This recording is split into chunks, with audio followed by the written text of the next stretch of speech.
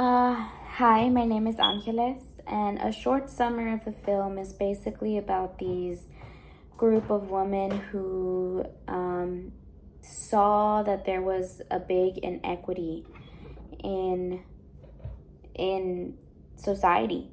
Um, Honestly, I thought that after the women's suffrage movement, there wasn't that much to work on, but there was watching this video, it honestly changed my mindset that there was a lot of sexism and misogyny in society still, and they were fighting for a lot of rights that are kind of common sense now.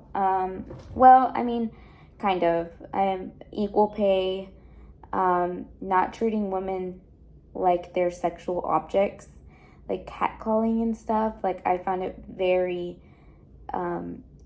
weird that there was like groups of guys who would just wait for women to pass by so they could like catcall them and just look at them like that. That was really weird to me. But it was basically about these women who were trying to push against that social norm, and they achieved a lot of it. So two things that stood out to me in the film is, one thing that they were fighting for was birth control, at least including a woman's voice in the talk about birth control. Like, the conferences that they had were purely men, and there was nobody there to talk about the effects this birth control has on women, or what goes through women's bodies on a normal basis. And there was no woman to talk about what, like, no woman opinion, no woman insight.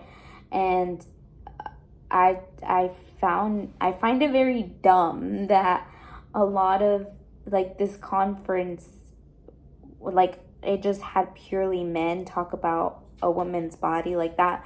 That was really crazy to me. Like, it's just common sense that if you're going to be prescribing something purely to women, why wouldn't you want the women perspective?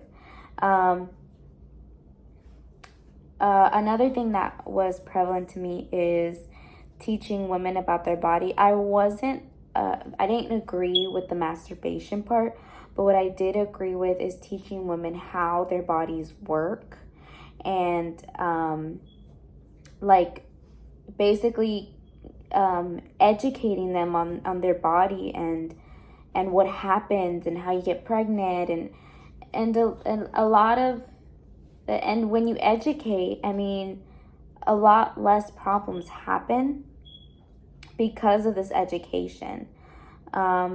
Because at home, a lot of families don't talk about sex or your body, or even period. Like, that's off the table.